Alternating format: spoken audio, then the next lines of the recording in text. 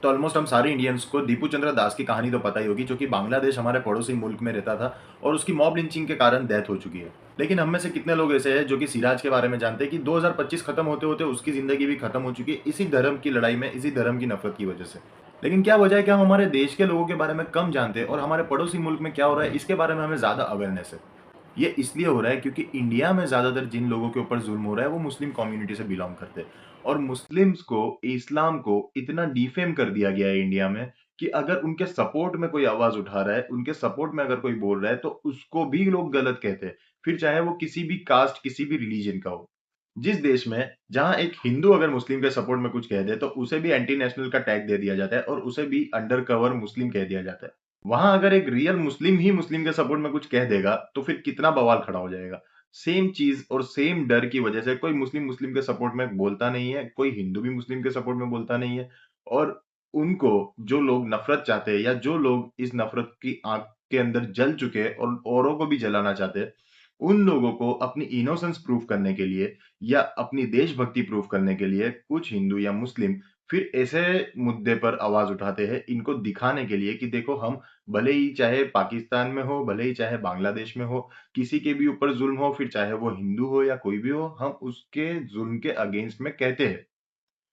सबसे पहली बात, जुल्म के अगेंस्ट में सही या गलत का जब फैसला करना हो और आपको जुल्म के अगेंस्ट में कुछ कहना हो, तो आपको इसलिए गलत को गलत नहीं कहना है कि लोगों को अच्छा लगेगा।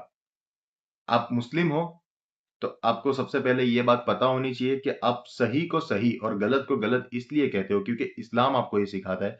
हमारे हजरत मोहम्मद मुस्तफ़ा, हमारे नबी, हमारे पैगंबर हजरत मोहम्मद मुस्तफ़ा सल्लल्लाहु अलैहि वसल्लम की ये टीचिंग है। उन्होंने हमें ये सिखाया कि सही को सही और गलत को गलत कहो। हमारे नबी सल्लल्लाहु अलैहि वसल्लम ने फरमाया कि जब कहीं बुराई होते देखो तो उसे हाथ से रोको, और अगर तुम हाथ से नहीं रोक सकते तो उसे अपनी जुबान से रोको, और जुबान से भी नहीं रोक सकते तो कम से कम उसे दिल में बुरा जानो। तो ये जो टीचिंग है ये हमारे नबी हमें देकर गए।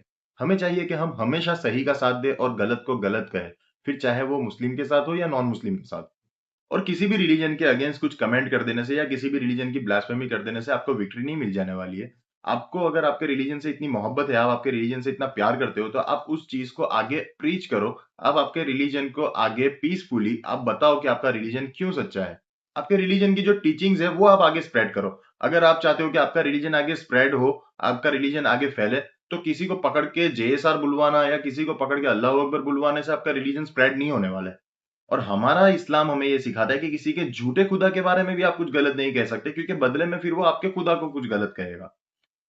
अगर आपका और मेरा ये मानना है कि सिर्फ अल्लाह ही सच्चा खुदा है और सिर्फ अल्लाह ही इस दुनिया का खालिक और मालिक है और अल्लाह के अलावा कोई इबादत के लायक नहीं है, तो आपको और मुझे चाहिए कि हम इस्लाम की टीचिंग्स को आगे स्प्रेड करें। हम इस्लाम को जाकर लोगों तक पहुंचाएं। हम ये बताएं कि इस्लाम हमें क्या सिखाता है। और अगर किसी का ये मानना है कि उनका जो भगवान है वही सच्चा खुदा है और उसके अलावा कोई मालिक नहीं है, तो उसको चाहिए कि वो ये मैसेज आगे स्प्रेड करे। ऐसा नहीं कि किसी को भी पकड़ कर आप बोलोगे कि भाई मेरे भगवान का नाम ले या मेरे खुदा का नाम ले। भाई ये तो आप जबरदस्ती कर रहे हो और आपको कॉन्फिडेंस ही नहीं है कि आप उसको पीसफुली आपके खुदा पर राजी कर सकोगे। आपको पता ही नहीं है, या तो फिर आप आपके खुदा में इतना मजबूत यकीन नहीं है आपको।